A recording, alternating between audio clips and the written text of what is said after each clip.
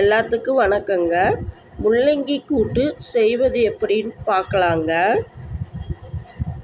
1 cup துவரம்பருப்பு எடுத்துக்கணுங்க. 4 தடவை நல்லா கழுவிக்கணுங்க.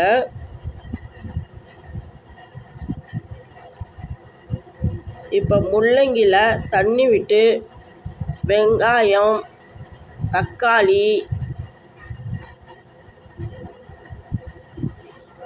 இப்போ மஞ்சத்தூள், குழம்பு மிளகாய் பொடி போட்டுக்கணுங்க. முள்ளங்கி பொடி பொடியாக நறுக்கி போட்டுக்கலாங்க. பெருங்காயத்தூள் போட்டுக்கலாங்க.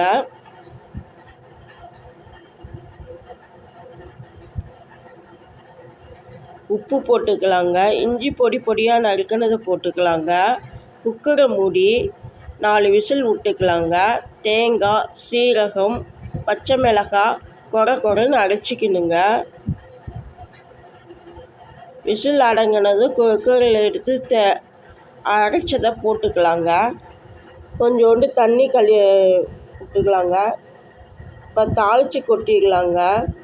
கடுகு, உளுத்தம்பருப்பு தாளித்து கொட்டிக்கலாங்க.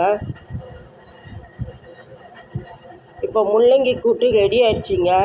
இட்லி, தோசை தொட்டுக்கிட்டு சாப்பிட்லாங்க. சாப்பாட்டுக்கு பிசைஞ்சு சாப்பிட்டுக்கலாங்க.